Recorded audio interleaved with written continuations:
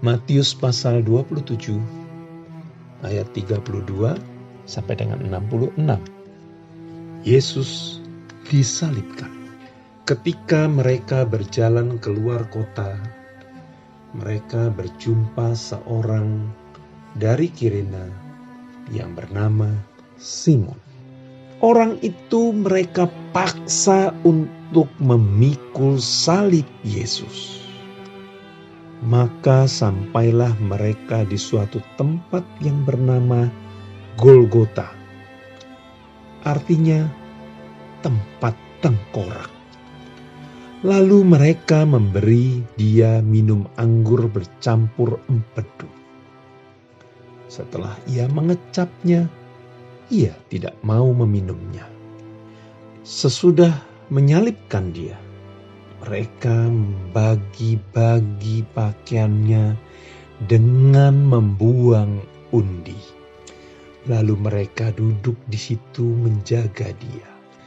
Dan di atas kepalanya terpasang tulisan yang menyebut alasan mengapa ia dihukum.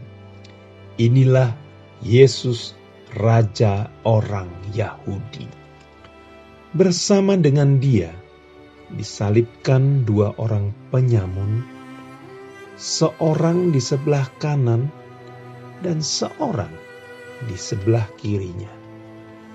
Orang-orang yang lewat di sana menghujat dia, dan sambil menggelengkan kepala mereka berkata, "Hai engkau yang mau merubuhkan bait suci dan mau membangunnya kembali dalam 3 hari, selamatkanlah dirimu.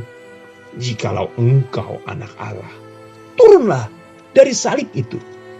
Demikian juga imam-imam kepala bersama ahli-ahli Taurat dan tua-tua mengolokkan dia, dan mereka berkata, "Orang lain ia selamatkan, tetapi dirinya sendiri tidak dapat ia selamatkan. Ia Raja Israel, baiklah ia turun dari salib itu, dan kami akan percaya kepadanya. Ia menaruh harapannya pada Allah, baiklah Allah menyelamatkan dia, jikalau Allah berkenan kepadanya. Karena ia telah berkata, Aku adalah anak Allah." Bahkan penyamun-penyamun yang disalibkan bersama dengan dia mencelanya demikian juga. Yesus mati. Mulai dari jam 12, kegelapan meliputi seluruh daerah itu sampai jam 3. Kira-kira jam 3, berserulah Yesus dengan suara nyaring, "Eli, Eli, lama sabatani." Artinya, "Allahku, Allahku, mengapa engkau meninggalkan aku?" Mendengar itu, beberapa orang yang berdiri di situ berkata, "Ia memanggil Elia."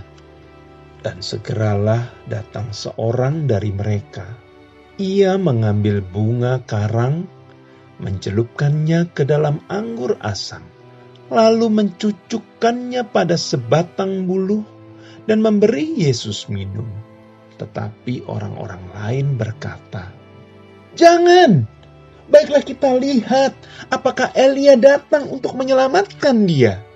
Yesus berseru pula dengan suara nyaring, lalu menyerahkan nyawanya.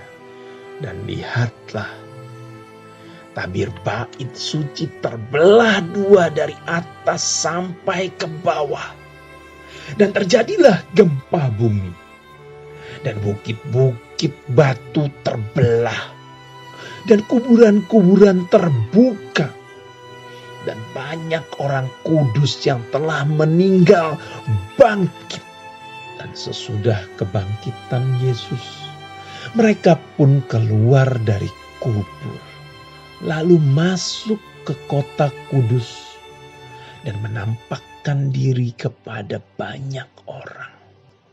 Kepala pasukan dan prajurit-prajuritnya yang menjaga Yesus menjadi sangat takut ketika mereka melihat gempa bumi dan apa yang telah terjadi.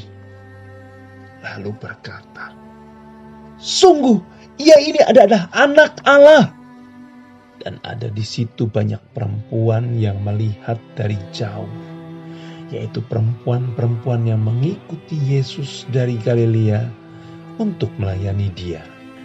Di antara mereka terdapat Maria Magdalena dan Maria ibu Yakobus dan Yusuf dan ibu anak-anak Zebedius.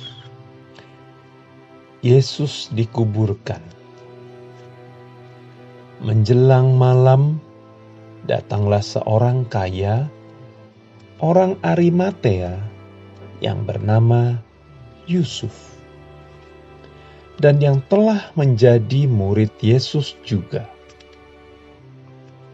Ia pergi menghadap Pilatus dan meminta mayat Yesus.